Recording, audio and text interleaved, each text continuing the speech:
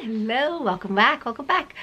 Today's video is going to be like a really chill sit down chit chat video, and I'm just going to talk about my experience in my year in Saudi. I'm going to talk about how did I end up there, what was my experience like as a single female, and reflections or advice that I would give to someone who's thinking about making the same decision. So if you're interested, stay tuned. All right, so Saudi, how did I end up there? I think that's really one of the biggest questions that I get. You ask me, where do you want to teach?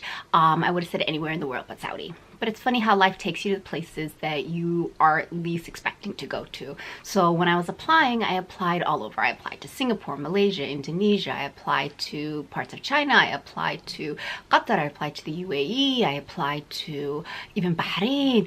These were all the areas that I was willing to go to, that I wanted to go to. So I kept my scope very narrow and very specific. And I was like, hell no, I'm not going to Saudi. I have a friend who's worked there for like 6 years now, and she's been trying to get me to come every freaking single year. I'm really not even kidding. She's been saying that it's a great experience and that she likes it, and she's been telling me good things about it every year, but every year I ignored it. I was like, oh, cancel, no. Saudi, no, cancel.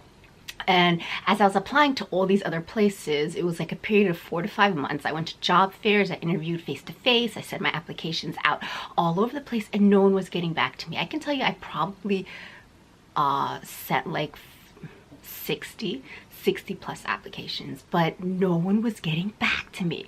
And that's when I kind of realized, okay, I gotta broaden my scope and really start looking into the areas that I wasn't considering. And so I just noticed it was so difficult. All these other places that I really wanted to go to, the doors were slammed shut. Like, nobody was letting me in. Nobody was giving my application a chance. Nobody was even responding. No thank yous, no thank you but no thank yous. Like, I got nothing back from people. So I reevaluated my application process, and I was like, okay, let me put Saudi in the pool.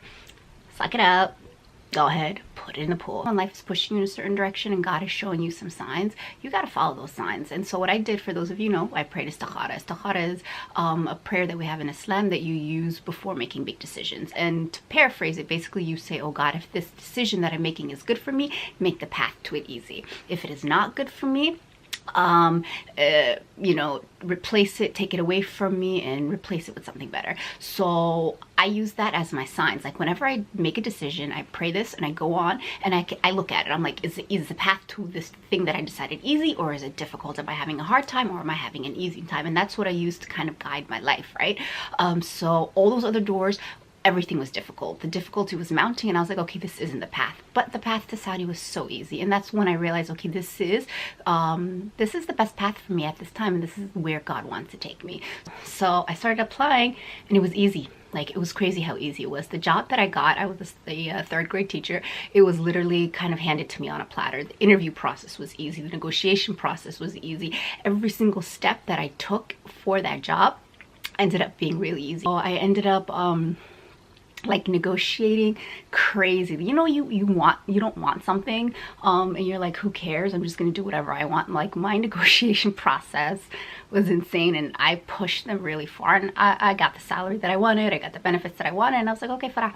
I took that job and I was like, let's go, Farah, we're gonna make the best of it. So all the negativity, all the fears, all that I had, I just threw them aside because I saw that there was like a bigger picture in plan. So that's how I ended up in Saudi. Kind of long, sorry. It was funny, after I made this decision, how much negativity I got. My God, like friends, from families, from coworkers, so much freaking negativity. Like, people were telling me left and right, you're gonna hate it. You're gonna have a hard time. You're gonna be in jail. Why would you put yourself through this? Why would you go to this restricted part of the world? Who cares? You're gonna be mistreated. You're black. You're gonna face racism. You're not gonna get to do anything, go anywhere. The amount of negativity that I got was actually really kind of shocking. I was like, I mean, I know there's some negative perceptions about this part of the world, but dang, people had like no filters, and they're just throwing stuff left and right. And I was like, at one point I just had to just dodge this and dodge that and dodge that. I was like, I'm not here for it. Thank you for your experiences. Thank you for your input. Thank you for your knowledge. I'm going to take it, catalog it, and put it in my back pocket. Because that's what you got to do. Like, people at the end of the day will their experiences are unique to them. I even had friends that lived there for 3-4 years telling me, don't go, don't make the same mistake I did, it's going to be a horrible experience, and telling me about their own personal experiences.